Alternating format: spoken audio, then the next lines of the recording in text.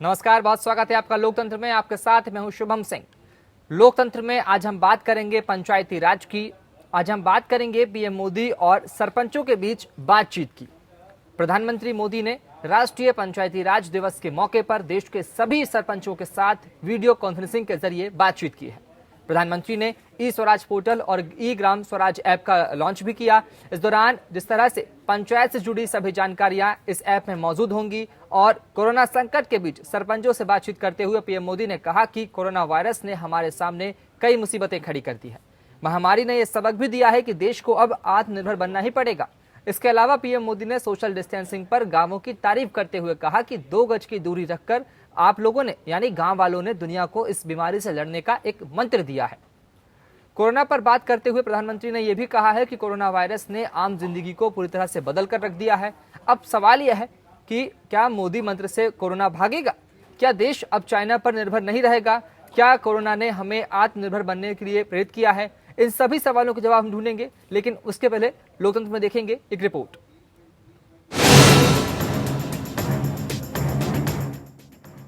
सरपंचों के साथ बातचीत में पीएम मोदी ने आत्मनिर्भरता का संदेश दिया। कहा, कोरोना संकट से हमें सबक मिला है और अब आत्मनिर्भर होना काफी जरूरी है। गांव, जिलों और राज्य के बिना आत्मनिर्भर बने ऐसे संकट से निपटना मुश्किल है।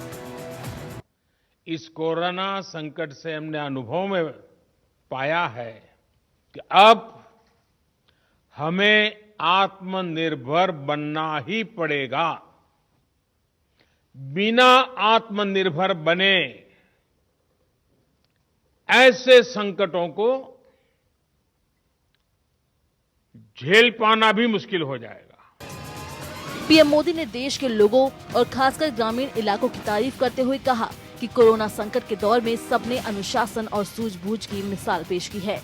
ये देश को प्रेरणा देने वाला काम है। गांव ने सोशल डिस्टेंसिंग और लॉकडाउन जैसे भारी शब्दों का प्रयोग नहीं किया, लेकिन 2 गज दूरी का संदेश जरूर दिया। प्रधानमंत्री ने कहा कि कोरोना एक विचित्र वायरस है, लेकिन वो खुद किसी के घर नहीं जाता, इसलिए 2 गज की दूरी का पालन करना जरूरी है। 2 गज दूरी का, 2 गज दूरी का, या कहें 2 गज देह की दूरी का। 2 गज दूरी यानी सोशल डिस्टेंसिंग बनाकर रखने से आप कोरोना वायरस को भी खुद से दूर रख रहे हैं। प्रधानमंत्री ने सरपंचों के साथ बातचीत में कहा कि कोरोना ने हमारे काम करने का तरीका बदल दिया है, इसलिए ये कार्यक्रम वीडियो कॉन्फ्रेंसिंग के जरिए किया जा रहा है।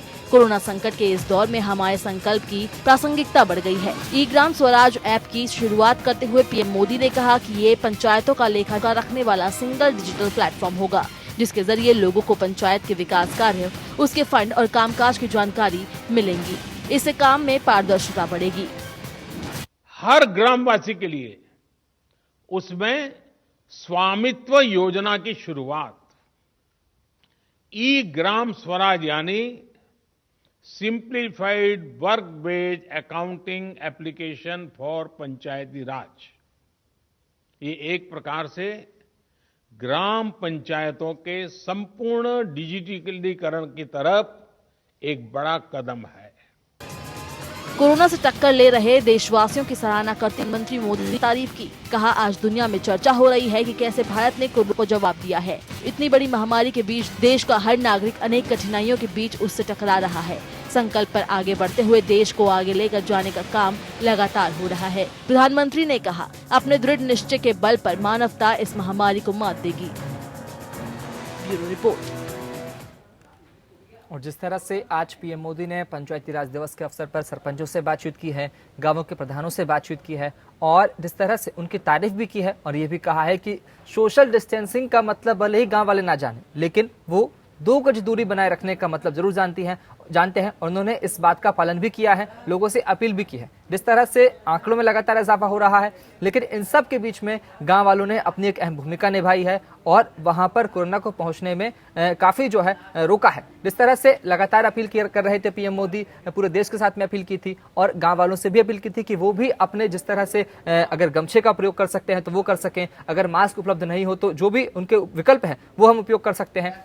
और इसके साथ साथ सोशल डिस्टेंसिंग का खास ध्यान रखने की बात भी कही थी। आज प्रधानमंत्री मोदी ने ई ग्राम स्वराज ऐप जो है वो डाउनलोड करने की बात कही है, उसे लॉन्च किया है। उसमें सारी जानकारियां होगी, ग्राम स्तर की, पंचायत स्तर की, सचिव स्तर की तमाम जानकारी होगी और उसके गांवों की पूंजियां, गांवों की संपत्तियां और आय व्यय का ब्यौरा भी उस ऐप के जरिए मिल सकेगा। जिस तरह से हर चीजों को पारदर्शी करने की बात पीएम मोदी ने आज कही है और जिस तरह से जब भ्रष्टाचार होता है उसे रोकने की बात कही है। बता दें कि पंचायती राज योजना की शुरुआत स्वर्गीय राजीव गांधी जी के कार्यकाल से हुई थी, उन्होंने इसकी शुरुआत की थी। लेकिन इन सब के बीच में राहुल गांधी का ट्वीट भी सामने आया है। उन्होंने अपने ट्वीट में कहा है कि जिस तरह से आज एक खास दिन है क्योंकि आज के दिन पंचायती राज व्यवस्था की शुरुआत की गई थी और स्वर्गीय राजीव गांधी ने इसकी शुरुआत की थी। लेकिन इन सब के बीच में पीएम मोदी ने एक चुटकी भी ली है। उन्होंने ये भी कहा है कि जब कांग्रेस का शासन था या विपक्ष का शासन था, पहले की सरकारें थी, तब जो गांव से सरकार से पैसा निकलता था तो वो 1 रुपए की जगह 15 पैसे ही पहुंचा करता था।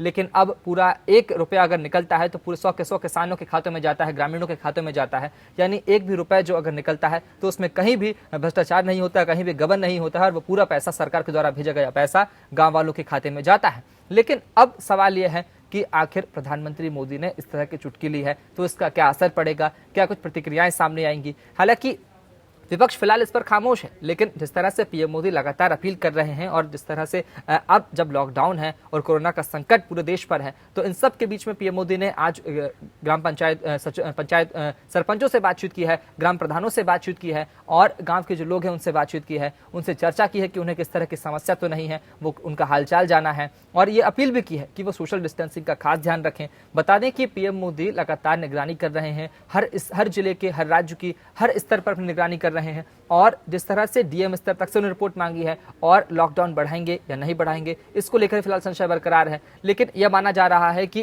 पहले जो तस्वीरें सामने आई हैं, जो आंकड़े सामने आए हैं, उन सब की जानकारी लेंगे और उसके बाद में ही लॉकडाउन को लेकर कोई बड़ा फैसला पीएम मोदी ले सकते हैं। और आज लोकतंत्र में हम आज इसी विषय पर चर्चा करेंगे और चर्चा में हमारे साथ इस वक्त खास मेहमान जुड़ गए हैं। मैं सभी से परिचय कराऊंगा आपका। हमारे साथ बीजेपी सांसद मनोज राजौरिया साहब जुड़े हैं, कांग्रेस के प्रवक्ता हमारे साथ मीम अफजल साहब जुड़े हैं, जेडीयू के प्रवक्ता अफजल अब्बास साहब जुड़े हैं, गौतम लहरी वरिष्ठ पत्रकार हैं हमारे साथ चर्चा में मौजूद हैं, अजय कौल सर मौजूद है हमारे साथ में, एपीएन के एडिटर हैं। आप सभी मेहमानों का लोकतंत्र में बहुत स्वागत है। सबसे पहले शुरुआत करूंगा मैं मनोज राजौरिया जी से, क्योंकि जिस तरह से बीजेपी ने पंचायती राज व्यवस्था की शुरुआत तो होगी लेकिन अब जब बीजेपी ने इसमें अमूलचूल परिवर्तन किया है, नई नई योजनाएं इसमें शामिल की हैं और आज पीएम मोदी ने संबोधित किया है, क्या मायने हैं मनोज जी इसके? देखिए, देश के इतिहास में एक बहुत बड़ा कार्य आज प्रधानमंत्री जी ने किया है कि ग्राम पंचायत के प्रधानों से, ग्राम सरपंचों से सीधी प्रधानमंत्री की आज उन्होंने बात की है जी। ऐसा नेतृत्व जो ग्राम पंचायत प्रधानों से भी सीधा संपर्क करने में विश्वास रखता हो जी और उनको उनका महत्व, उनकी योग्यता, उनका एहसास दिलाते हो जी और ग्राम पंचायतों को इस देश की महत्वपूर्ण कड़ी मानते हुए जिस तरीके से आज प्रधानमंत्री जी ने जी पंचायत राज दिवस पर सभी ग्राम पंचायत प्रधानों को, सरपंचों को और ग्राम पंचायत वासियों को, देशवासियों को शुभकामनाएं दी है जी, ये प्रधानमंत्री जी की बहुत बहुत बधाई के पात्र है जी। और इस देश का लोकतंत्र इतना मजबूत है कि ग्राम पंचायत स्तर पर भी लोकतंत्र किस तरीके से प्रशासनिक कार्य में विकास में अपना काम आगे ले जा सकता है जी। इसी को आगे ले जाने की आज प्रधानमंत्री जी ने पारदर्शिता से ग्राम पंचायत के कामों को किस प्रकार से ग्राम पंचायत को ई पोर्टल के माध्यम से ई ग्राम स्वराज पोर्टल जो आज एक उन्होंने लॉन्च किया है, जो पोर्टल भी है और एक ऐप भी उन्होंने लॉन्च किया है जी। इस ऐप के माध्यम से, इस पोर्टल के माध्यम से ग्राम पंचायत की पूरी स्थिति जी कि ग्राम पंचायत की जनसंख्या कितनी है, उसकी आधारभूत संरचना कैसी है, उसमें पेयजल की व्यवस्था कैसी है, मेडिकल की सुविधाएं कैसी है, शिक्षा की सुविधाएं कैसी है, वहाँ के रोजगार के साधन क्या है, वहाँ की मैन पावर क्या है जी। और साथ में ही एक बहुत अच्छी योजना जो स्वामित्व योजना के जिसके नाम से है जी, ड्रोन के माध्यम से ग्राम पंचायत की सभी संपत्तियों, चाहे वो निजी संपत्ति हो, चाहे सरकारी संपत्ति हो, चाहे वो फॉरेस्ट की संपत्ति हो, उनको ड्रोन के माध्यम से डिजिटलाइजेशन का काम पिछले 5-6 सालों से प्रधानमंत्री जी करवा रहे हैं जी। और स्वामित्व योजना का भी आज उन्होंने लॉन्च किया है। तो मैं सोचता हूँ कि ग्राम पंचायतों को एक पारदर्शिता की तरफ ले जाने में एक बहुत बड़ा काम माननीय प्रधानमंत्री जी ने आज किया है और कोरोना के संकट में एक बड़ा मैसेज माननीय प्रधानमंत्री जी ने आज दिया है। चलिए, संदेश बड़ा दिया है, बिल्कुल जाहिर सी बात है। लेकिन अब मैं आऊंगा मीम अफजल साहब आपके पास। पीएम मोदी ने अपने संबोधन में ग्रामीणों से बातचीत की है आज, और पंचायती राज दिवस है, तो ऐसे में एक चुटकी भी उन्होंने ली है। स्वर्गीय राजीव गांधी जी के ज़माने में इस योजना की शुरुआत हुई थी, पंचायती राज व्यवस्था जो है उसका शुभारंभ हुआ था। लेकिन आज जब देश आगे इतने बढ़ चुका है, तमाम सरकारें आई, तमाम सरकारें गईं, लेकिन इन सब के बाद में पीएम मोदी ने यह भी कहा है कि पहले की सरकारों में जब 1 रुपया निकलता था सरकार के खाते, सरकार के जेब से, तो वो किसान के खाते तक, गांव वालों के खाते तक 15 पैसे में तब्दील हो जाता था। यानी 85 पैसे जो है वो पता नहीं रास्ते में कहाँ चले जाते थे, कहाँ भ्रष्टाचार हो जाता था। लेकिन अब इस पर क्या कहेंगे आप? देखिए, मैं कहूँगा कि प्रधानमंत्री को हमेशा अपने ओहदे का और देश की गरिमा का और अपने देश का गरिमा का जी पूरा ख्याल रखना चाहिए।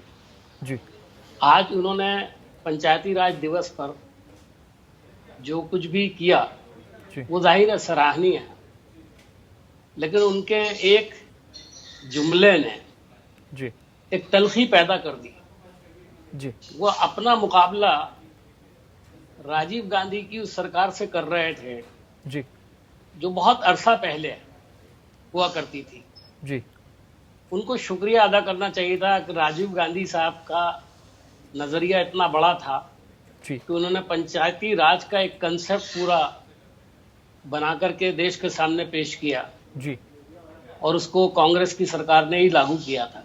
जी तो बजाय इस पर 2 जुमले अच्छे बोल देते, वो कमियां गिनवा रहे थे। जी मैं ये समझ रहा हूं कि प्रधानमंत्री के बारे में कोई जुमला ऐसा नहीं बोलना चाहिए, जी लेकिन वो अपना कद को छोटा कर रहे हैं। उनका कद बहुत बड़ा इन चीजों से ऊपर है। जी उन्होंने आज ग्राम पंचायतों के जो सरपंच थे उनसे जो बातें चीत की है, उनमें से कुछ हिस्सा मैंने देखा, अच्छी बातचीत हुई है।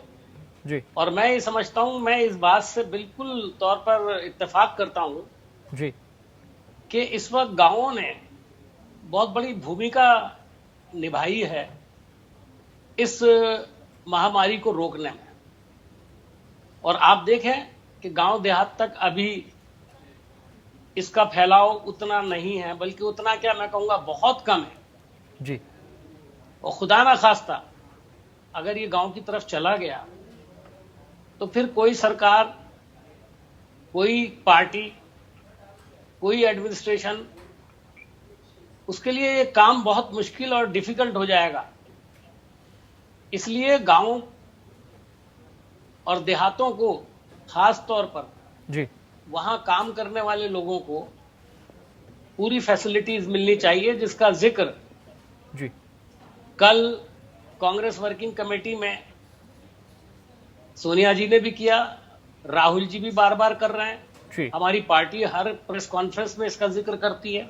जी देखिए, गांव को अगर हम सेफ रखेंगे बिल्कुल तो हम अपनी खेती को सेफ रखेंगे। अभी आगे चल के बहुत बड़े बड़े क्राइसिस आने वाले हैं। जी। मैंने देखा चलिए, कुछ लोग मीम जो हैं साहब वो मेरे तालियां साथ बजाने में लग गए हैं। इस वक्त हमारे साथ अफजल अब्बास साहब भी जुड़े हैं, प्रवक्ता हैं जेडीयू के। अब्बास जी, अफजल जी, मैं आपके पास आऊंगा। जिस तरह से पीएम मोदी ने आज संबोधित किया है किसानों को, माफी चाहूंगा मनोज जी, मैं आपके पास आना चाहूंगा। अब्बास साहब से हमारा संपर्क नहीं है फिलहाल। मनोज जी, मैं आपके पास आऊंगा। जिस तरह से मीम साहब कह रहे हैं कि इन जुमलों का प्रयोग नहीं करना चाहिए था, इस तरह की तल्ख टिप्पणी जो है पीएम मोदी ने की है स्वर्गीय राजीव गांधी पर, वो नहीं करनी चाहिए थी, तो क्या जिस तरह से क्या मानेंगे आप? क्या जो आरोप लगाया है पीएम मोदी ने वो सही है? क्योंकि अगर पार्टी के हैं तो आप तो उसे सही कहेंगे, लेकिन मीम साहब इससे गलत ठहराएं। वो कह रहे हैं कि इस तरह का जो टिप्पणी उन्हें नहीं करनी चाहिए थी, लेकिन पीएम मोदी ने टिप्पणी की है। क्या मानेंगे आप इसे? देखिए, मैं मीम अफजल साहब की बात को थोड़ा सा करेक्शन करना चाहूंगा बड़ी विनम्रता पूर्वक जी। कि कोई भी व्यक्ति जब कोई अच्छा कार्य करता है जी तो पूर्व में किए गए कार्यों से वो अपने आप को ये बताने की कोशिश करता है और अच्छा भी महसूस होता है और एक प्रेरणा का स्रोत भी होता है उन्नति के लिए, तरक्की के लिए, अच्छे कामों के लिए कि पिछले काम क्या क्या रहे जी और उनसे आगे अब आगे आके हमने क्या काम किए। जी। जब उनकी तुलना की जाती है तो उसको सकारात्मक रूप में लेना चाहिए, न कि कोई कटाक्ष के रूप में लेना चाहिए। जहां तक पंचायत राज का बात है, पंचायत राज इस देश की संस्कारों में है महात्मा गांधी जी ने हमेशा पंचायत राज की कल्पना की थी। जी। ये बात जरूर है कि कानून के दायरे में लाने के लिए राजीव गांधी जी के कार्यकाल में इस देश में कानून बनाया गया। जी। तो इस चीज को हम एडमिट करते हैं, आभार भी व्यक्त करते हैं। लेकिन जो भावना थी पंचायत राज कानून की, उसको लागू करने में कहीं न कहीं कांग्रेस की सरकारें विफल रही थी। जी। और माननीय प्रधानमंत्री श्री नरेंद्र भाई मोदी जी ने 2014 के बाद में जी। जिस तरीके से ग्राम पंचायतों का विकास किया है, जी। सच मायने में ग्राम पंचायतों को आत्मनिर्भर और पारदर्शी बनाने का एक बड़ा उन्होंने मिशन पूरा किया है। जी। इसका एक छोटा सा उदाहरण मैं आपको देना चाहूंगा जी। कि लगभग पिछले 6 साल के अंदर 1.25 लाख ग्राम पंचायतें ब्रॉडबैंड से जुड़ चुकी हैं इस देश की। ये पहले क्यों नहीं जुड़ पाई थी? लगभग 3 लाख कॉमन सर्विस सेंटर जहां के आम आदमी को ऑनलाइन से संबंधित सभी सुविधाएं मिल जाती हैं, वो सुविधाएं पिछले 5 से 6 साल के अंदर जुड़ी हैं। आज जो स्मार्टफोन जिससे आप और हम बात करते हैं, गरीब से गरीब आदमी के हाथ में जो स्मार्टफोन होता है, माननीय प्रधानमंत्री श्री नरेंद्र भाई मोदी जी के मार्गदर्शन में मेक इन इंडिया को जो बढ़ावा दिया गया, इस देश के अंदर फैक्ट्रियां लगाई गई, उनको प्रोत्साहन दिया गया कि यहीं पे मोबाइल बनाए जिससे सस्ते से सस्ते मोबाइल इस देश की जनता को उपलब्ध हो। तो ट्रांसपेरेंसी का जो काम माननीय प्रधानमंत्री जी ने किया है, जो पंचायती राज को सही मायने में सशक्त बनाने का काम मोदी सरकार ने किया है। चलिए, बहुत शुक्रिया मनोज जी। मैं आऊंगा गौतम लाहिड़ी जी के पास में। गौतम लाहिड़ी जी, आप जाने माने वरिष्ठ पत्रकार हैं, किस तरह से देखेंगे राजीव गांधी जी के जमाने की पंचायती राज व्यवस्था और पीएम मोदी के जमाने की पंचायती राज व्यवस्था? क्या कुछ परिवर्तन हुए हैं? क्या कुछ तब्दीलियां आपने देखी हैं इन सबके बीच में? नहीं, देखिए, इसमें तो राजनीतिक आज का जो स्थिति है, इसमें राजनीतिक तू में नहीं पड़ना चाहिए। राजीव गांधी का जमाना जो था, आज से 25-30 साल पहले का था। 25-30 साल में तो देश में बहुत सारे बदलाव आए हुए, तो पंचायती राज में आया हुआ, इसमें कोई शक दो राय नहीं है। लेकिन आज समाज का डिफरेंट सेक्शन से पीएम जो बात कर रहा है, बहुत ही अच्छी बात है। और साथ में जो गांव है, क्योंकि भारत गांव में ही बसते हैं और 60% से ऊपर लोग कृषि निर्भर है, इसलिए भारत का जो अर्थनीति है, उसका जो मूल जो शक्ति है वो गांव में ही है। इसलिए प्रधानमंत्री जो, मैं तो पहले ही बताऊंगा कि प्रधानमंत्री जो पहल किया, निस्संदेह में ये सराहना करना चाहिए, तो अच्छी बात है। लेकिन जो समस्या अभी जो है, फिलहाल तो लगता है गांव में शायद कोरोना वायरस का इतना ज्यादा प्रभाव प्रसार हुआ नहीं है, लेकिन होने का शंका है कि जिस तरह से विभिन्न प्रदेश से जो माइग्रेटरी लेबर जो चल पड़े हैं, अपने अपने गांव में आ गया है, वो वायरस पे आया कि नहीं आया है अभी पता नहीं है।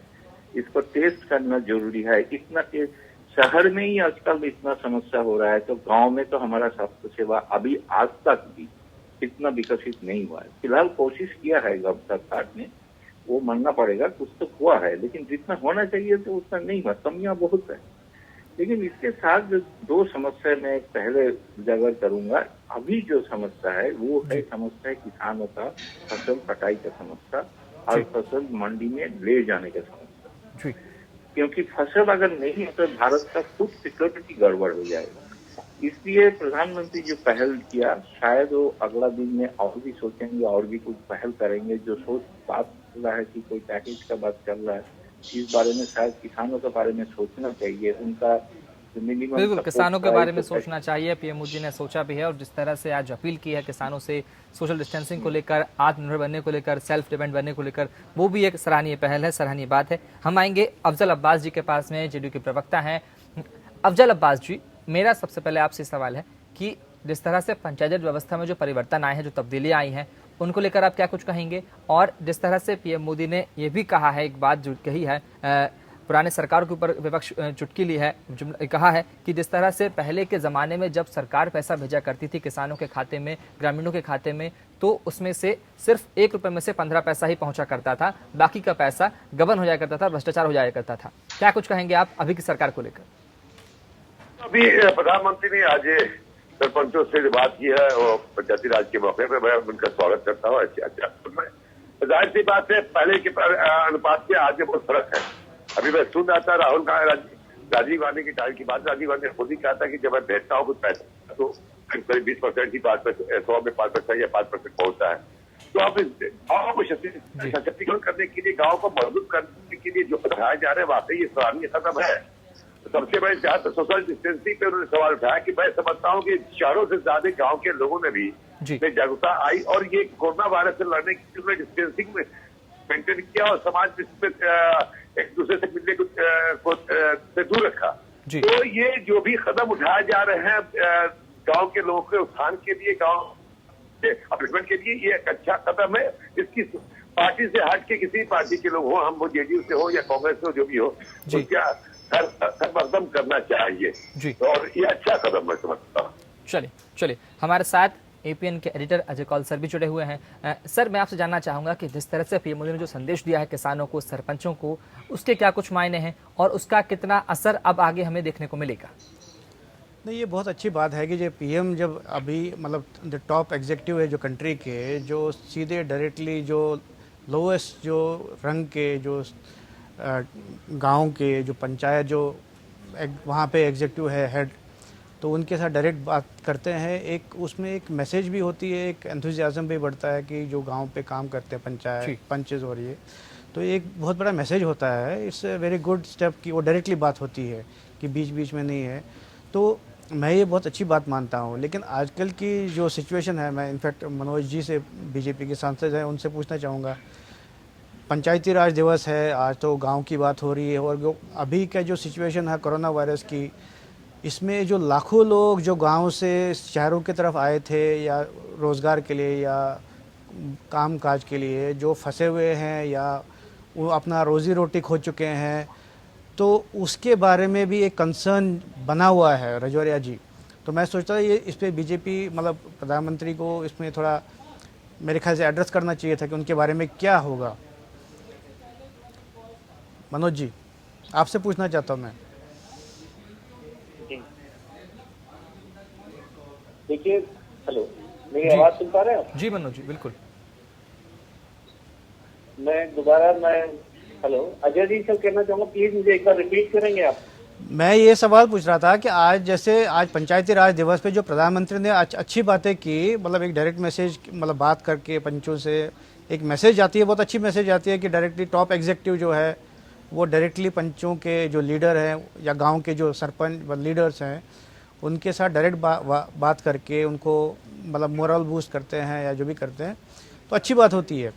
बट आजकल के इस सिचुएशन में, कोरोना वायरस के सिचुएशन में, लाखों जो गांव से पलायन करके शहरों में आए थे रोज़गार के लिए, जो फंसे हुए हैं या रोज़ी रोटी खो चुके हैं, दिहाड़ी मजदूर है, तो उनका एक कंसर्न बना हुआ है जो मेरे ख्याल से प्रधानमंत्री जी ने, मेरे ख्याल से आज के जो इस जो वीडियो कॉन्फ्रेंस है उसमें वो मेरे ख्याल से वो एक रह गया वो तो आप उसको कैसे देखते हैं? बिल्कुल, मैं आपकी जानकारी में थोड़ा लाना चाहूंगा कि आज पंचायत राज दिवस के अवसर पर सीधे ग्राम पंचायत सरपंचों से उन्होंने बात की है। इसलिए ये जो विषय आप बता रहे हैं बहुत महत्वपूर्ण विषय है कि जो प्रवासी मजदूर है, जो देश के विभिन्न कोनों में, एक राज्य के लोग दूसरे राज्यों में फंसे हुए हैं, उनकी चिंता निश्चित रूप से प्रधानमंत्री जी को है। मैंने भी व्यक्तिगत रूप से हमारे प्रधानमंत्री जी, गृह मंत्रालय, हम संबंधित राज्य सरकारों को कई बार बात की है, मेल भी किया है, मुख्यमंत्रियों से बात की है और सभी लोग इस चीज में समान रूप से चिंतित है कि कैसे ऐसे प्रवासी मजदूरों को जल्द से जल्द अपने अपने राज्यों में भेजा जाए। साथ में ही क्योंकि कोरोना एक ऐसी बीमारी है कि जो बहुत तेजी से फैल सकती है, इसलिए लॉकडाउन के दौरान जो लोग जहाँ थे उनको वहीं पर रोककर उनके रहने की व्यवस्था, उनके भोजन की व्यवस्था सभी राज्य सरकारों ने प्रधानमंत्री जी के साथ में, गृह मंत्रालय के साथ में मिलकर बहुत अच्छी कर रहे हैं। और मैं इस चीज का गवाह हूँ कि मैंने मेरे संसदीय क्षेत्र के हजारों लोगों का अनेकों राज्यों में जो जहाँ फंसे थे वहाँ की सरकारों को मैंने गृह मंत्रालय के माध्यम से, हमारे पार्टी के माध्यम से और वहाँ के डायरेक्ट जो जिला कलेक्टर और चीफ मिनिस्टर की मेल पे मैंने किया, उसका रेस्पॉन्स मिला कि वहाँ लोगों को ठहरने की व्यवस्था हुई, उनके राशन पानी की हुई, उनके इलाज की व्यवस्था हुई। ये जरूर आज भी चिंता का विषय है कि बहुत सारे लोग इन सब प्रयासों के बावजूद भी परेशान हैं, पीड़ित हैं। और प्रधानमंत्री जी ने इस चीज को, हम सांसदों के साथ में बात की थी और मुझे उम्मीद है कि सभी मुख्यमंत्रियों से भी जब वो बात करते होंगे तो इस चीज की उनको चिंता है, क्योंकि हमारे से जब बात हुई थी उनको चिंता थी कि कैसे मैं प्रवासी भाइयों को और मजदूरों को जल्द से जल्द पहुंचाऊं, और इस चीज को उन्होंने मेरा एड्रेस मेरा किया था। मनोज जी, एक और इसमें जो लिंक्ड सवाल है, एक और रिलेटेड सवाल है कि एक तो हो गया कि उनका पलायन जो वापस गांव में ले जाना, और दूसरा एक इम्पोर्टेंट है जो इकोनॉमिक एस्पेक्ट है, जो उनका लाइवलीहुड खो चुके हैं, उस पे हाउ टू एड्रेस दैट। जैसे कांग्रेस भी कह रहे हैं कि 7,500 रुपये उनके जनधन अकाउंट में डाल दीजिए, या आपके जो हज़ारों करोड़ के जो प्रोजेक्ट्स है बीजेपी के सरकार के, उसको आप स्क्रैप कीजिए। जैसे सेंट्रल विस्टा वाला जो 50,000 करोड़ का है, तो उसको आप स्क्रैप करके गरीबों को आप राहत दे दीजिए। तो उसमें आप क्या कहेंगे? फिर मैं मीम अफजल साहब से भी यही सवाल आएगा। देखिए, मैं राहुल गांधी जी को बड़ी विनम्रता से कहना चाहूंगा कि जो सुझाव दे रहे हैं अपने घोषणा पत्र को बार बार नहीं पढ़े। उन्होंने लोकसभा चुनाव में जो घोषणा पत्र कहा था उसको कोरोना से देख के न जोड़े। प्रधानमंत्री जी पूरे देश के बारे में सोचते हैं और उसमें वर्तमान परिस्थिति में कैसे लोगों की जान बचाई जाए इसके बारे में गंभीरतापूर्वक सोचते हैं। साथ में ही लोगों को रोजगार कैसे मिले, लोगों को जो रोजगार जो रोजाना मिलता था उनको कैसे वापस मिले, इसकी चिंता करते हैं। हमारे साथ तमाम खास मेहमान जो है वो जुड़े हुए हैं और आज हम चर्चा कर रहे हैं लोकतंत्र में पंचायत राज व्यवस्था की, और यही जानने की कोशिश करेंगे कि पीएम मोदी ने आज क्या कुछ कहा है और इसका क्या कुछ असर है, क्या इसके मायने हैं।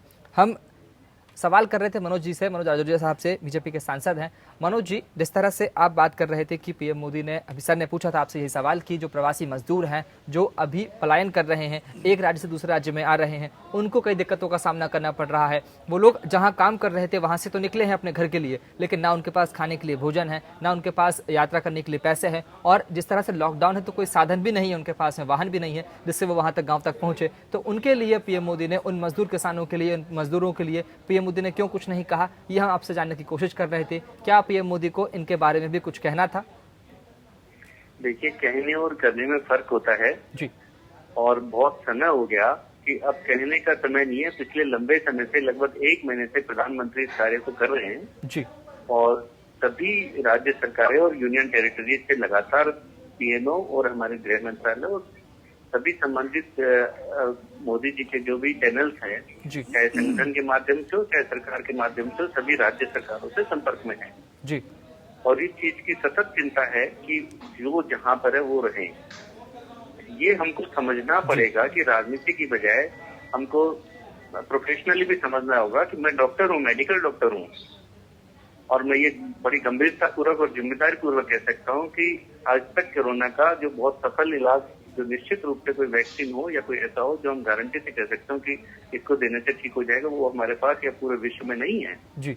अभी तक जो जानकारी है उसमें सिर्फ और सिर्फ लॉकडाउन ही एक ऐसा माध्यम है जिससे लोगों की जान बचाई जा सकती है जी, और जान है तो जहान है जी। और प्रधानमंत्री जी ने इस चीज को पहले भी एड्रेस किया है और सभी, मैं सोचता हूँ कि जो भी कंसर्न राज्य सरकार है, अगर उन तक इसकी जानकारी कोई भी जनप्रतिनिधि या सामान्य जन अगर पहुंचा रहा है तो उनको सभी सरकारें मदद करने की पूरी कोशिश कर रही हैं। मीम साहब, आपके पास आना चाहूंगा। मीम साहब, जिस तरह से मैं आपसे जानना चाहूंगा कि जिस तरह से जो मजदूर हैं, प्रवासी मजदूर हैं जो बाहर राज्यों में काम करते हैं और अपने घर के लिए लौट चुके हैं, कई तस्वीर भी आपने सामने आई है, आपने देखी भी होगी, हमने भी देखी हैं, जो अपने सिर पर अपना बैग लिए हैं, अपने कपड़े वगैरह सब बैग बांध कर निकल रहे हैं, लेकिन उनके पास में ना खाने की व्यवस्था है, ना उनके जेब में कुछ पैसे हैं कि वो अपने घर तक ठीक ठाक पहुँच सके। वो लोग पैदल ही निकल पड़े अपने घर की ओर में। क्या उनके लिए, उन गरीब मजदूरों के लिए भी पीएम मोदी को कुछ कहना चाहिए था? आखिर क्यों नहीं कहा? क्या कुछ वजह हो सकती है इसके पीछे की? देखिए, मैं आपका शुक्रिया अदा करता हूँ जी। जो सवाल मुझे पूछना चाहिए था वो आपने पूछ लिया जी। आप क्या कुछ मेरे ऊपर इल्जाम नहीं लगा जी कि अपोजिशन के लोग अभी भी सवाल उठा रहे हैं। जी। देखिए, ये बहुत अहम मसला है जी, और अगर आप मुझे 2 मिनट दें तो मैं इसके बारे में बोलना चाहता हूँ। जरूर जरूर। देखिए, बुनियादी बात यह है कि बहुत बड़ी तादाद में जी, जो शायद करोड़ों में भी हो सकती है, जी, ऐसे मजदूर, ऐसे लोग जो शहरों में काम करते थे या एक जगह से दूसरी जगह चले जा करके वहां काम करते थे जी, आज वो फंसे हुए हैं। अब इसके 2 पहलू हैं। एक तो ये कि अगर उन्हें भेजा जाए जी, तो क्या गांव देहातों में भी कोरोना फैलाने का इरादा है? जी, उसके प्रबंध शुरू में ही अगर हो जाते जी, कि आप उनको भेजते, महफूज तरीके से भेजते, जी और गांव में घुसने से पहले उनको क्वारंटाइन 14 दिन के लिए कर दिया जाता है। जी और अगर उसमें कोई पॉजिटिव पाया तो उसका इलाज वहीं पर होता जी तो शायद ये समस्या ना खड़ी थी। आज देखिए कितनी बड़ी समस्या है। अभी मैं टीवी देख रहा था, नोएडा के एसडीएम एक जी। इंटरव्यू दे रहे थे और उन्होंने कहा कि हम 1,70,000 मजदूरों को खाना दे रहे हैं डेली। जी उसके अलावा 15,000 लोग और बताए उन्होंने जिनको दी, यानी 1,85,000 सिर्फ नोएडा में है, जी। उत्तर प्रदेश अच्छा, में नहीं। चलिए मीम साहब। इसी तरह दिल्ली के अंदर जी 1 लाख से ज्यादा का दावा कर रही है सरकार यहाँ की। कांग्रेस पार्टी ने कहा है 50,000 से ज्यादा हम लोगों को खाना खिला रहे हैं। मुख्तलिफ जगह पर हमने 21 सेंटर्स खोले। ठीक। ऐसे अनगिनत एनजीओ काम कर रहे हैं। लेकिन आप मुझे बताइए, 1 महीना 1.5 महीना कितने दिन तक सरकार या लोग या एनजीओ ये खाना फराहम कर सकते हैं, ये फैसिलिटी फराहम कर सकते हैं? जी इसका बेस्ट तरीका ये है कि उनको बैजेस के अंदर किसी भी तरह, प्रधानमंत्री से मैं गुजारिश करूंगा जी इस पर गौर करें, चीफ मिनिस्टर से बात करें, जी। जाती तौर पर बात कर लें जी और थोड़े थोड़े करके लोगों को उनके घरों तक पहुंचाएं। देखिए, एक तो उनको यहाँ खाने के लिए चाहिए, ठीक। दूसरे वो परेशान है कि उनकी फैमिली के पास पता नहीं खाने का इंतजाम है या नहीं है। जी वो वहां जाएंगे, कुछ काम धंधा करेंगे। गांव देहात में अभी चांसेस हैं, काम मिल जाएगा, जी लेकिन शहर में तो अभी कोई गुंजाइश नजर नहीं आ रही है। तो इसलिए इस पर बहुत ज्यादा गंभीरता से गौर करने की जरूरत थी और प्रधानमंत्री इसके बारे में अगर कुछ बोलते तो पंचों के जरिए से जी ये बात देहातों में पहुंचती और उसमें उनकी सराहना भी होती जी कि वो सोच रहे हैं इस बारे में, लेकिन उन्होंने कोई जिक्र नहीं किया। जी। मीम साहब, आपका सुझाव तो सराहनीय है, मैं इसकी सराहना करता हूं, लेकिन आप ही से इस सुझाव के बाद में एक सवाल ये भी करना चाहता हूं कि जब जिस गांव में आज 500 लोग रह रहे हैं, अगर उस गांव में और मजदूर वहां जाके जो गांव के रहने वाले हैं वो वहां पहुंच जाते हैं, जिस तरह से आपने कहा कि लोग वहां पर पहुंचाए जाए, सरकार काम करे उन्हें पहुंचाने के लिए, अगर पहुंचा देंगे तो फिर सोशल डिस्टेंसिंग की धज्जियां नहीं उड़ेंगी क्या? देखिए, आज शहर के अंदर आप देख रहे हैं सोशल डिस्टेंसिंग की धज्जियां उड़ रही है ना, जहां जहां वो लोग ठहरे हुए हैं। तो आप देख रहे हैं दिल्ली में क्या हो रहा है, नोएडा में क्या जो हो लोग रहा है, ठहरे हैं मैं उनकी बात नहीं कर रहा। मीम साहब मेरी बात समझने की कोशिश कीजिए। मीम साहब, मैं कुछ कहना चाह रहा हूं, मैं ये कह रहा हूं कि जो लोग ठहरे हुए उनकी बात नहीं कर रहा हूं, जो लोग अपने सिर पर अपना बोरिया बिस्तर बांधकर पानी की बोतल हाथ में लेकर सड़कों पर निकल पड़े हैं, मैं उनकी बात कर रहा हूं। उनके लिए क्या करें सर? देखिए, मैं तो ये समझता हूं जी कि जब हम कुछ स्टूडेंट्स को जी 2 चीफ मिनिस्टर गुफ्तगू करके एक स्टेट से दूसरी स्टेट में भेज सकते हैं, जी, तो ये सड़कों पर जो मजदूर हैं इनका इंतजाम क्यों नहीं किया जा सकता? जिन्होंने इतनी हिम्मत की है कि पैदल चल पड़े, 600 मील 200 मील पैदल जा रहे हैं जी और अपनी जान भी दे रहे हैं, जी, तो क्या इनको ये हक नहीं पहुंचता? क्या इनका कसूर है कि गरीब लोग हैं, इनका कोई पूछने वाला नहीं है? जी।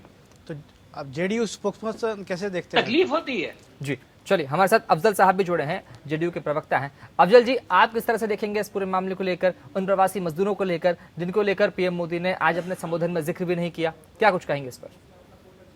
देखिए, प्रधानमंत्री ने जिक्र किया या ना कि ये इशू नहीं, ये मौजू नहीं, मौजू ये है कि उन गरीब मजदूरों जो फंसे हुए हैं उनकी कहाँ तक मदद की जा रही है जी, और होनी भी चाहिए। मैं तभी भी कह रहा हूँ कि क्या गरीब का बच्चा हो या फिर वो बड़े पूंजीपति का बच्चा, दोनों की जिंदगी को भी दो पैमाने पर, दो नजरिए से नहीं देखना चाहिए। चाहे कोटा के बच्चे हो या महाराष्ट्र, बिहार, उत्तर प्रदेश के तो फंसे हुए, दिल्ली में फंसे हुए, इनकी समुचित व्यवस्था सरकार की, जहाँ की सरकार है वही जिम्मेदारी निभानी चाहिए। रहा सवाल हमसे कहेंगे बिहार सरकार, तो बिहार जैसे ही लॉकडाउन हुआ, बिहार सरकार ने घोषणा किया, माननीय मुख्यमंत्री ने घोषणा किया कि हर जो बिहारवासी जो प्रवासी है उनके अकाउंट में 1,000 रुपया फिलहाल तत्काल उनको राहत के तौर पर पैसा दिया जाएगा।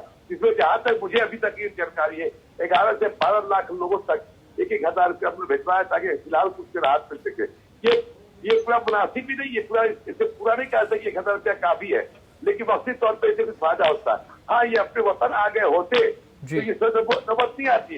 लॉकडाउन का मतलब ही क्या होता है, जहाँ पे वहीं पे रहे। हर सरकार की जिम्मेदारी, जहाँ की सरकार की, पंजाब हो, बिहार हो, उत्तर प्रदेश हो, महाराष्ट्र हो, जब लॉकडाउन हुआ तो वहाँ की सरकार की जिम्मेदारी बनती है कि जहाँ के भी लोग उनकी समुचित व्यवस्था करनी चाहिए। जी। लोग कर भी रहे, कमियां तो है, इसे इनकार नहीं किया जाता है।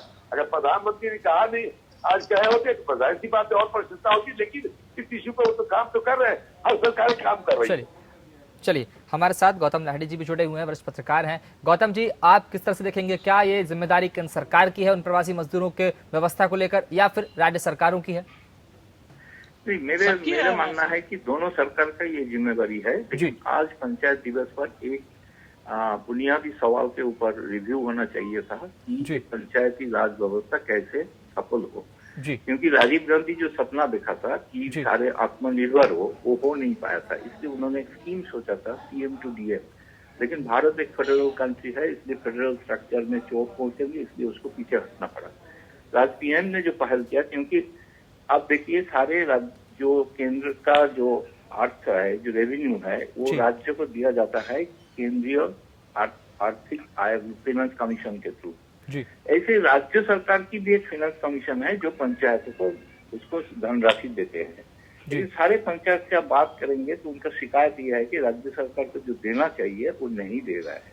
इसलिए आज का स्थिति में अकेला एक पंचायत जिला परिषद वो काम नहीं कर पाएंगे अकेला, अगर उसको राज्य सरकार उसको मदद ना करे। अच्छा, राज्य सरकार का शिकायत है कि केंद्र सरकार को जो देना चाहिए था नहीं दे रहा है। इसलिए आज जो स्थिति है, सारे आकलन करके एक उचित कार्रवाई, उचित एक ठोस रणनीति अपनाना चाहिए, कैसे गांव का लोगों के तक वो धनराशि पहुंचे। जैसे आज धनराशि पहले से ज्यादा पहुंच रहा है, बात सही है। राजीव गांधी के जमाने में 15 पैसे पहुंचते थे, उससे ज्यादा पहुंच रहा है, इस बात में कोई दो राय नहीं है। लेकिन आज का जो जरूरत है वो सब बहुत ज्यादा है। इसलिए ये सोच के वो जो स्कीम है, स्कीम के बारे में दोबारा सोचना चाहिए, राज्य सरकार के साथ बात करके कैसे पंचायत को सेल्फ सफिशिएंट किया जाए, जिला परिषद को सेल्फ सफिशिएंट किया जाए। क्योंकि राज्य सरकार के पास जो रेवेन्यू आने का जो सोर्स था वो सारे बंद है।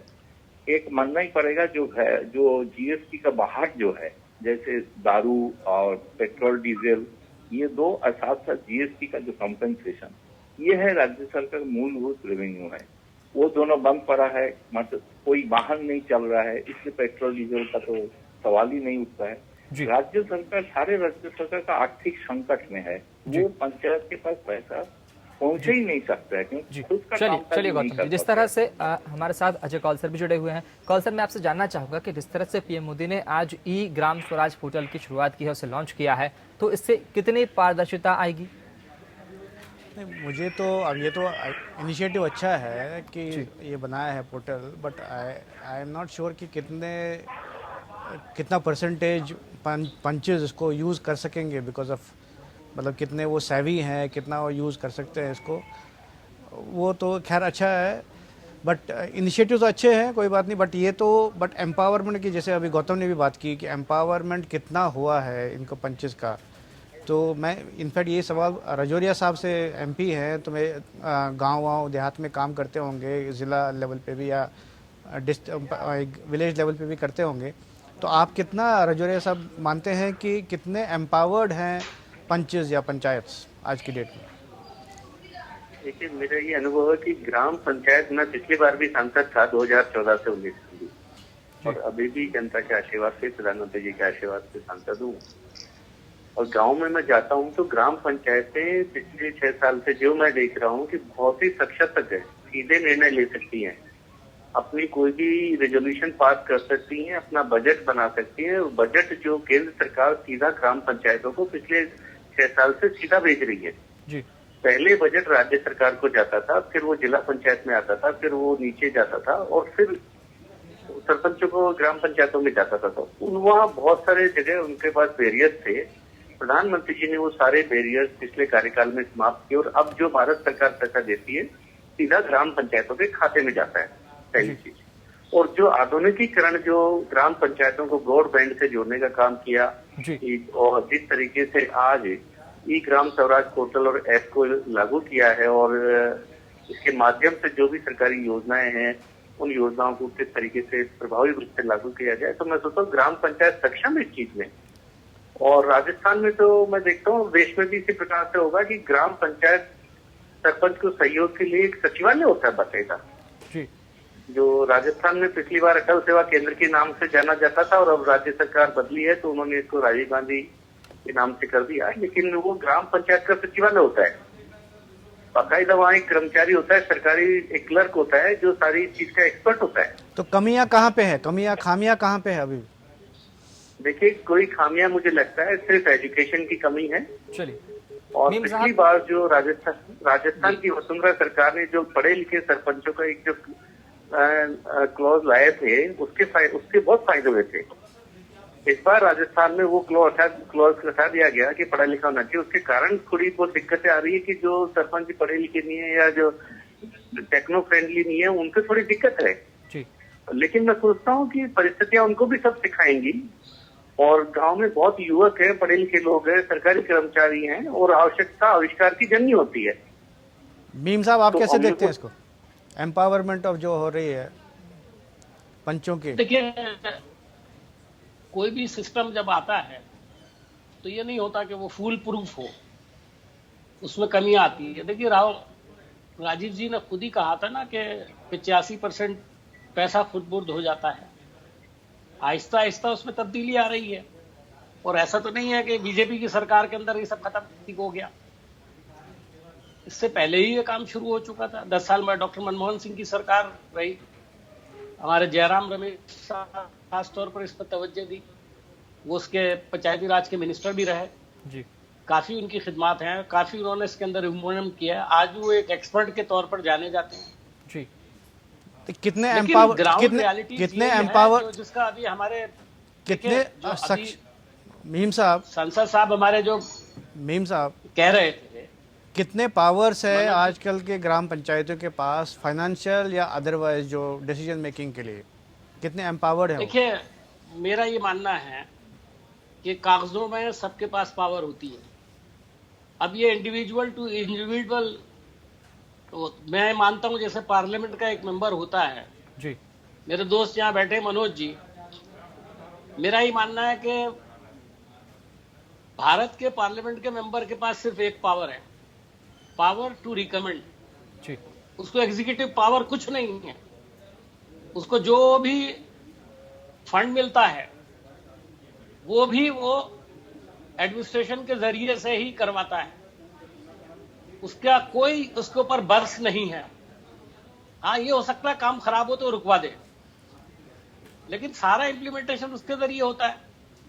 लेकिन मैं ये कहूंगा कि पार्लियामेंट का मेंबर एक ऐसा हाथी है जी। जिसके आंखें बहुत छोटी छोटी है, उसे खुद अपने वजूद का एहसास नहीं है। आपने देखा होगा कुछ पार्लियामेंट के मेंबर सिर्फ मेंबर रहते हुए जी बेहद पावरफुल हो जाते हैं। मीम साहब, क्या आप ये मनोज जी के लिए बोल रहे हैं? सकता हूं मैं आपको जी। मीम साहब, क्या आपकी सुब्रमण्यम स्वामी का नाम बता सकता हूं मैं आपको जी, जिन्होंने हमेशा खाली मेंबर पार्लियामेंट रहते हुए हमेशा हिला के रखा। बहुत सारी चीजें कंट्रोवर्सी, कुछ अलग अलग तरीके होते हैं जी। और कुछ ऐसे मेंबर पार्लियामेंट होते हैं जो आते हैं चले जाते हैं, उसका नाम ही नहीं सुनाई देता। कभी 2-2 टर्म 3-3 टर्म हो जाते हैं, एक तकरीर नहीं करते हैं हाउस के अंदर जी। बस किसी तरह जीत करके आ जाते हैं। तो वही माफ कीजिएगा, ये जो पंचायत राजी, उसके ऊपर भी वही चीज अप्लाई होती है। मीम साहब, आपने जो टिप्पणी करी है, आपने जो बातें कही हैं, काफी अच्छी बातें कही। क्या आपने मनोज जी के लिए बातें कही ये सारी? नहीं, मैं मनोज जी के लिए, मैं तो मनोज जी को बता रहा हूँ, मेरे से एग्री करेंगे इस बात को जी कि अगर मेंबर पार्लियामेंट चाहे तो वो ताकतवर है, वो अपने आप को शो करे, अपना कहना चाहिए उसमें बल लगाए जी, मेहनत करे जी, तो उससे ज्यादा ताकतवर कोई नहीं है। मंत्री कुछ नहीं बेचता है इसके आगे जी। उसके पास पावर है सवाल पूछने की जी। मंत्री के पास सवाल पूछने की ताकत नहीं है, उसके पास सिर्फ ताकत है जवाब देने की। और सवाल पूछने वाला हमेशा मजबूत होता है सर जवाब देने वाले से। मैं यही बात बार बार बोलता हूं टीवी चैनल्स पर जी। कुछ हमारे पार्लियामेंट के मेंबर आके बैठते हैं, कहते हैं सवाल क्यों पूछ रहे हो? अरे सवाल नहीं पूछेंगे तो फिर आप पार्लियामेंट क्यों गए हो? आपको तो पार्लियामेंट में भी नहीं बैठना चाहिए।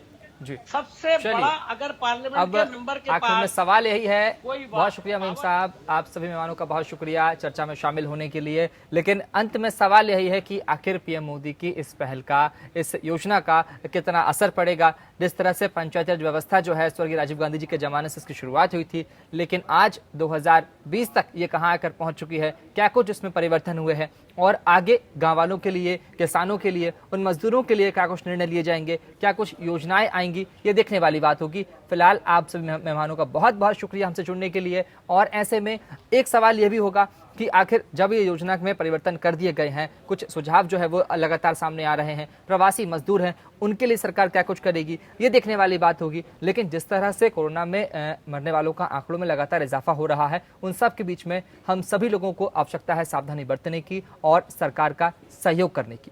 इसी के साथ फिलहाल लोकतंत्र में इतना ही। एपीएन न्यूज पर खबरों का सिलसिला लगातार जारी है।